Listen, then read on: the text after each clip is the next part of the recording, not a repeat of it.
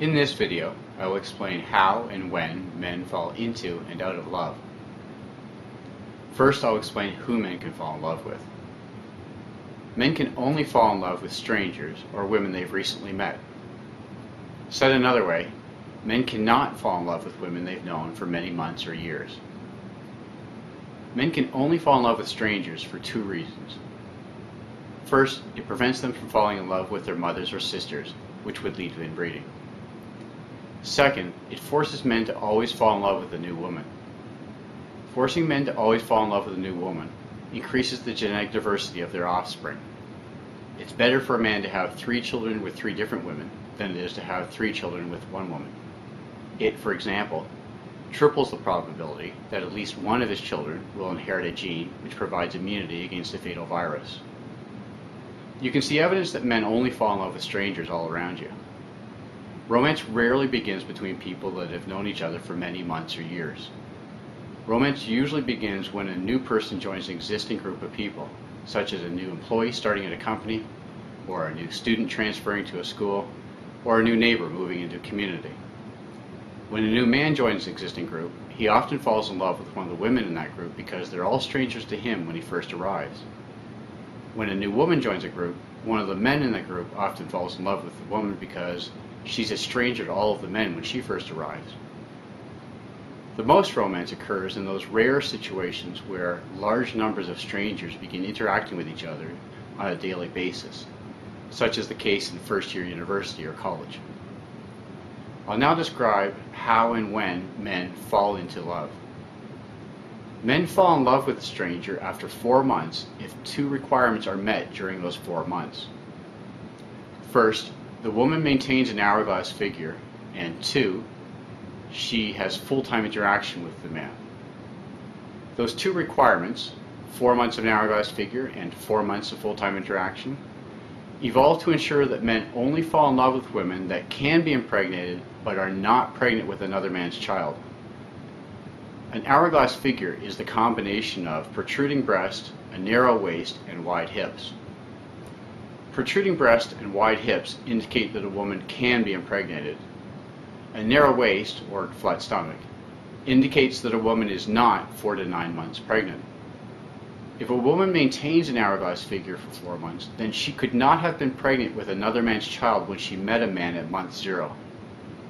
If during those 4 months she also has full-time interaction with the man, then it's unlikely she's been impregnated by another man since she met a man at month 0. If she's with one man on a full-time basis, she won't have time to be courted and impregnated by another man. Based on the numerous office romances that occur, it appears that 40 hours a week is more than sufficient interaction time to cause a man to fall in love. While 4 months of an hourglass figure and 4 months of full-time interaction are required to make a man fall in love, having sex with him is not. Men only need to see and hear a woman to fall in love with her, and stalkers are proof of this. Stalkers are typically men that have fallen in love with a woman after repeatedly watching her movies. Having sex will show a woman's hourglass figure and lead to full-time interaction. However, the right dress and a good dinner date will produce the same result. I'll now describe what happens while a man is in love. While a man is in love, he will feel a very strong positive mental effect every time he reaches the conclusion, my woman is happy.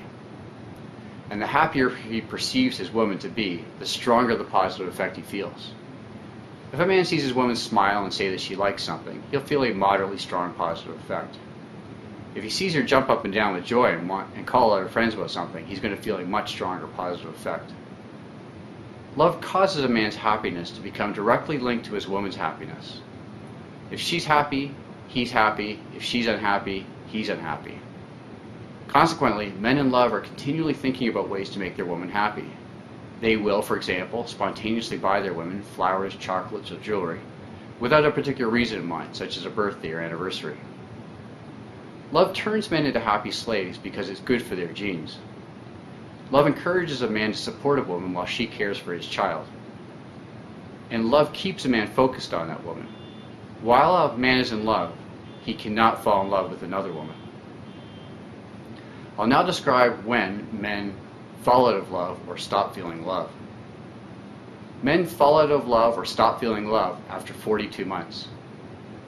Love only encourages a man to support a woman during 9 months of pregnancy and 33 months of postnatal care. Love stops when a child is 33 months old because that's when his first set of teeth have fully erupted. Before a child's first set of teeth have fully erupted, and before the advent of Gerber and pablum, children needed the full-time care of their mothers to eat, either to breastfeed the child or to chew solid food and then transfer the child via mouth-to-mouth contact. And since children need the full-time care of their mothers, the mothers need the full-time support of the fathers.